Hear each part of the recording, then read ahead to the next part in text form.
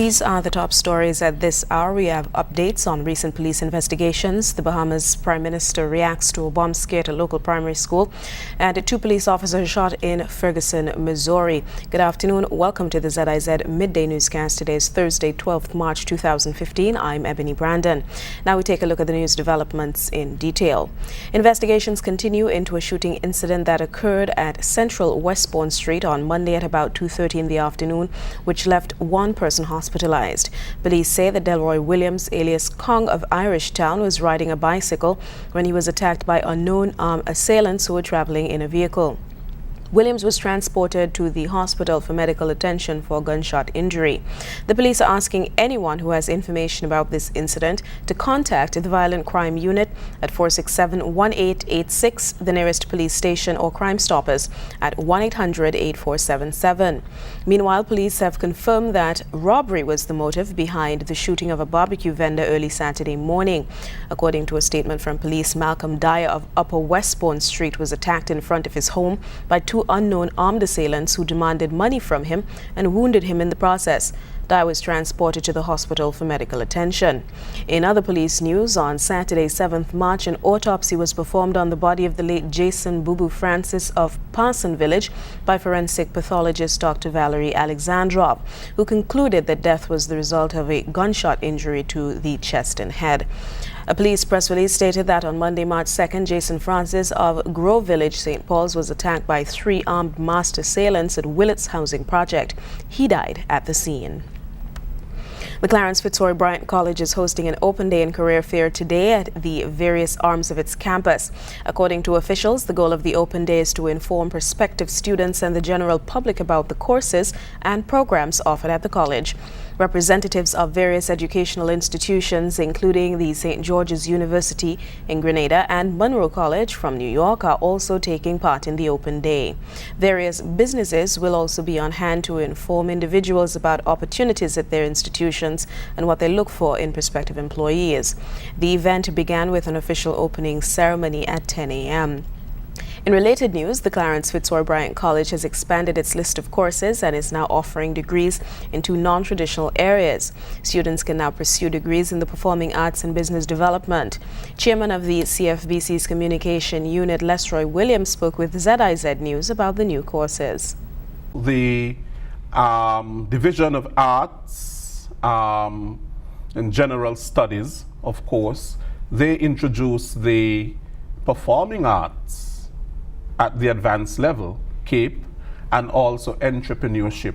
Those are 2 new courses that young people who are interested in starting businesses and those who are interested in dancing or anything in the performing arts, they can benefit from these courses.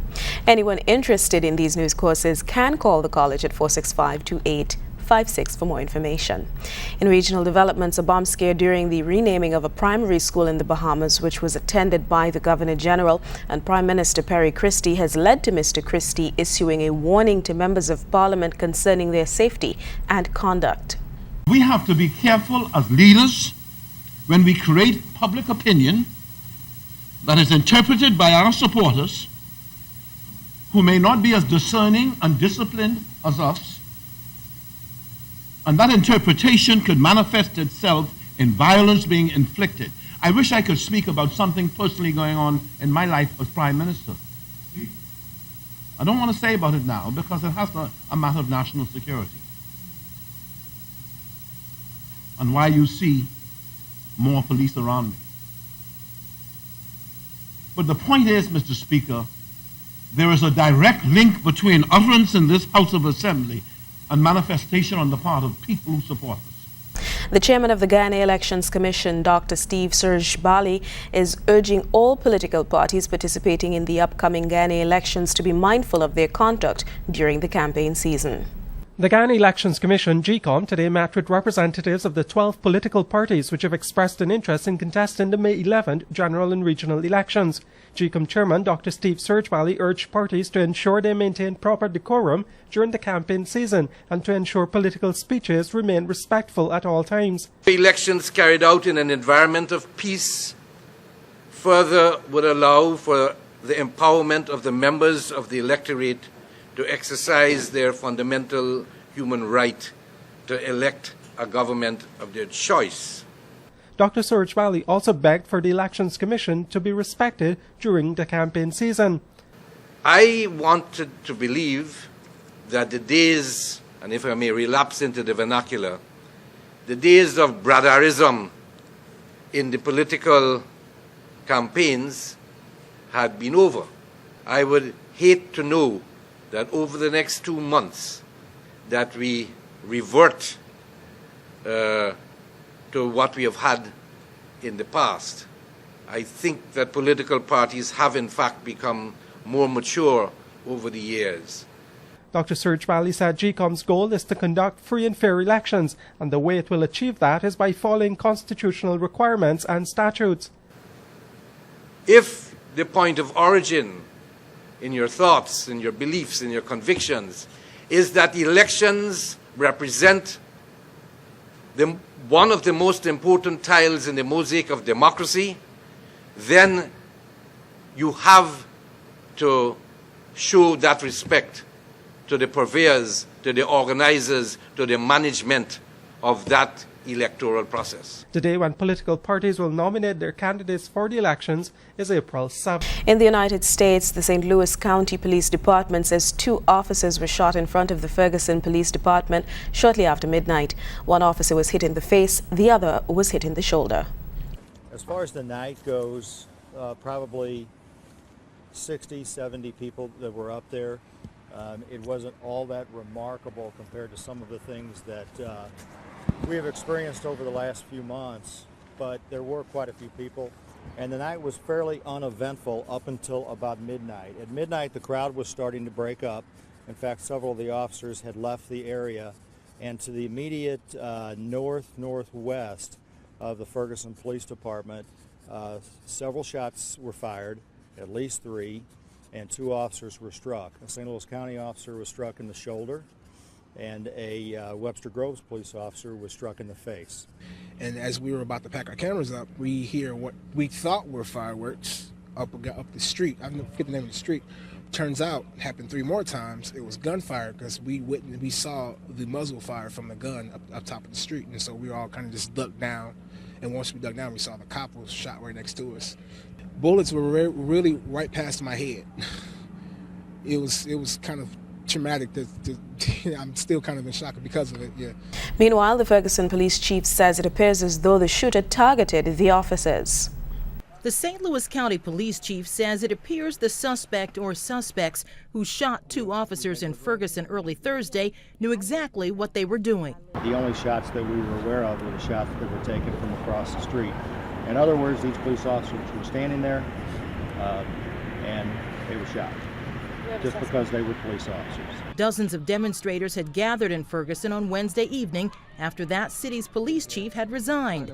Authorities say things were relatively peaceful until the 2 officers were shot right at about midnight, just outside the Ferguson Police Department. We hear what we thought were fireworks up the street. I forget the name of the street. Turns out, it happened 3 more times. It was gunfire because we saw the muzzle fire from the gun up top of the street, and so we all kind of just ducked down. And once we ducked down, we saw the cop was shot right next to us. Several shots were fired, at least 3, and 2 officers were struck. A St. Louis County officer was struck in the shoulder, and a Webster Groves police officer was struck in the face. Both officers were still conscious when they got to a hospital. Local and county police blocked off streets around the police station. As of early Thursday morning, there was no word on any suspects. Carlotta Bradley, The Associated Press. French investigators are searching for clues among the wreckage of the helicopter crash in Argentina that killed 10 people, including 3 French sports stars. Natasha Howard reports. 3 French sports stars moments before they got on the helicopter that crashed 2 days ago, leaving no survivors. Olympic swimmer Camille Wiffa, yachtswoman Florence Artaud, and Olympic boxer Alexis Vastine were among the 8 French nationals who died. They were part of the cast and crew of French reality TV show Dropped. French investigators visited the crash site on Wednesday to help Argentine authorities determine why the 2 helicopters collided. Former Olympic skater Philippe Candelaro narrowly escaped death after he was told to wait for the next flight as the helicopters were full. He said he and the others rushed to the site after hearing a bang. I would not have waited a second to jump in and help those in agony. I wouldn't think about it, but it was already too late. We are dedicating all our time to the judge, hoping that it will be quick, because our families also need to hug us. Our suffering will not be the same as the families of the victims. Not only have 3 great sports stars left us, but also all the production team and the pilots.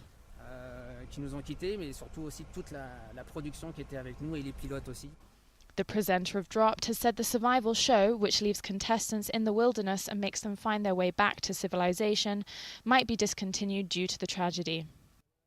In the weather today will be cloudy with occasional rain showers and a high near 80 degrees Fahrenheit. Winds will blow from the east-northeast at about 10 to 20 miles per hour.